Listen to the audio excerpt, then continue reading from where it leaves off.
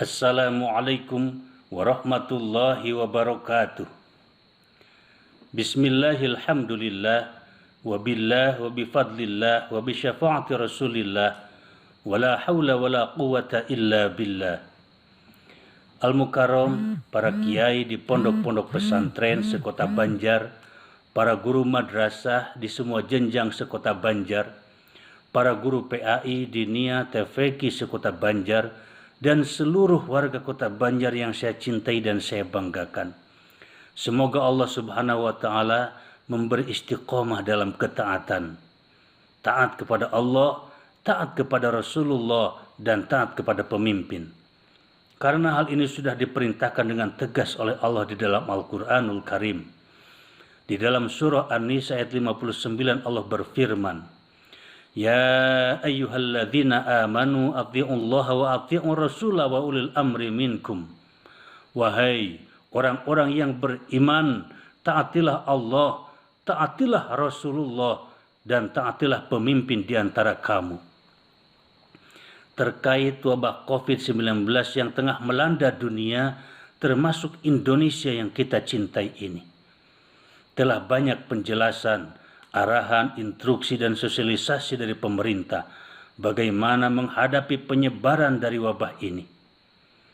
Dan saya, Agus Salman, Kasipendis Kementerian Agama Kota Banjar, ingin pula mengajak kepada semua, mari kita selalu kooperatif dengan pemerintah. Permasalahan bencana ini bukan permasalahan pemerintah saja, bukan permasalahan tim medis saja, bukan permasalahan gugus tugas saja, tapi permasalahan kita bersama, sehingga penyelesaiannya pun memerlukan kerjasama dari kita. Kita prihatin saudara, sampai detik ini korban terus berjatuhan. Setiap hari bertambah dan terus bertambah, bahkan sudah sampai di wilayah kita kota Banjar. Kita naudzubillah tidak ingin menambah lagi.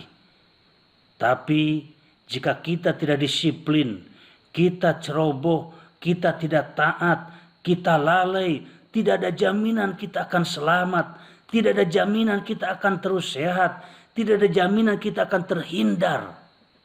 Oleh sebab itu, mari kita berikhtiar bersama, jalankan protokol kesehatan yang sudah ditetapkan, diarahkan, dan sudah diinstruksikan oleh pemerintah.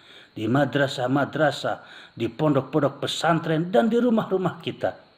Utamakan tetap tinggal di rumah selama tidak ada keperluan yang mendesak.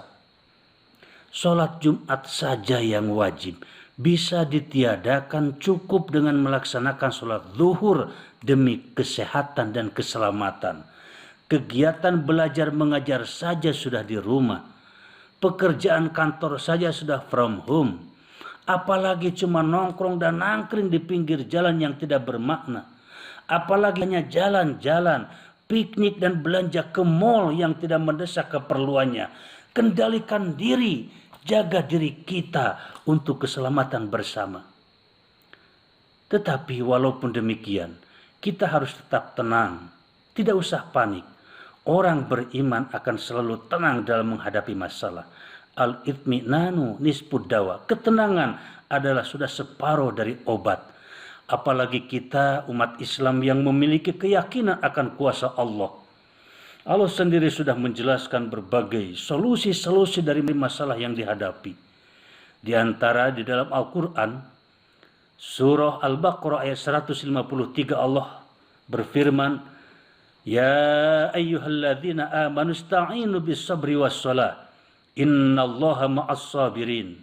Wahai insan-insan yang beriman, mintalah pertolongan kepada Allah, mohonlah pertolongan kepada Allah dengan sabar dan salat. Dua senjata ini saudara bisa kita berdayakan, kita gunakan, kita pakai untuk menghadapi permasalahan COVID-19. COVID-19 adalah bencana, musibah, ujian buat bangsa ini, terutama buat kita umat Islam. Maka pertama, gunakan sabar. Bukan pasrah. Pasrah itu orang yang frustasi, orang yang pesimis sehingga diam, tidak bekerja, tidak berikhtiar. Sabar bagi umat Islam adalah bukti ikhlas menerima ujian dari Allah. Dengan ikhlas itu dibuktikan kita berikhtiar secara lahiriah untuk mempercepat penyelesaian masalah.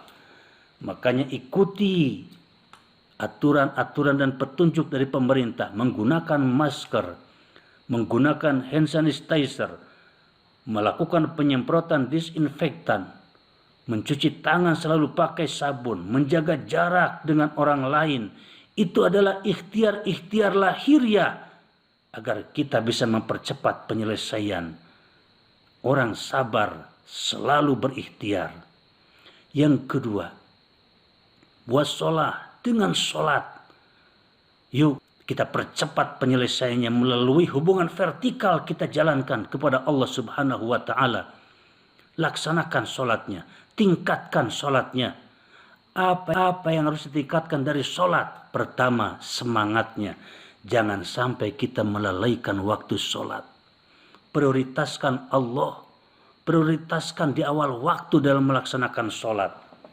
Salah seorang ulama sufi pernah berkata, jika kita suka menangguhkan waktu sholat, bukan tidak sholat, tapi menangguhkan waktu sholat di nanti-nanti, sholat jam 1, nanti jam 2, maka kata beliau, jangan heran, jangan protes, kalau satu saat kita punya keperluan, punya masalah, punya permohonan, punya doa, Allah menangguhkan pula. Oleh sebab itu, di awal waktu, sholat untuk melancarkan pertolongan Allah. Yang kedua, tingkatkan kuantitasnya. Sholat kita jangan kenyang hanya dengan yang fardu saja. Perbanyak sholat-sholat sunnah, terutama di tengah malam. Bangun sepertiga malam, tahajud. Kita tunduk kepada Allah, kita sujud bermunajat. Khususkan untuk bencana ini supaya cepat diselesaikan oleh Allah. Turun tangan kekuasaan Allah. Kalau kata orang Banjar, lamun hirup loba masalah, nah hutang tepunah-punah, atau penyakit hese nyingkah, kade tong salah lengkah, komo datang ke embah, bisi jadi ewah-ewah, mening gugah, tengah wongi nu pinuh ijabah, ngampar sajada, nangadah ke Allah nu maha gagah, pasti engal turun barokah. Yang ketiga, tingkatkan kualitas sholat kita. Jangan hanya formalitas kita sholat, ruku dan sujudnya kita jalankan, bacaannya kita fasihkan, tapi hati kita tidak kita fungsikan untuk melancarkan pertolongan Allah. Khusyuknya tingkatkan, fokuskan hati kita di dalam sholat, hidupkan zikirnya dalam setiap detik sholat itu selalu mengingat Allah, sehingga cepat sampai kepada Allah. Dan Allah pun insya Allah mempercepat pertolongan buat kita. Amin. Jika sabar telah dijalankan, sholat telah dilaksanakan, kita bertawakal kepada Allah sang pemilik kehendak atas segalanya.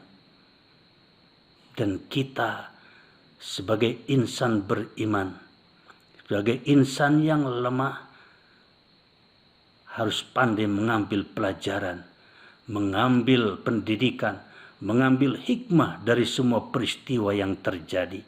Semoga wabah COVID-19 dengan kuasa Allah melalui ikhtiar-ikhtiar kita cepat terselesaikan dan bersih dari negeri tercinta Indonesia ini. Amin ya Allah ya Rabbal Alamin. Wallahul muwafiq ila aqwamit thariq.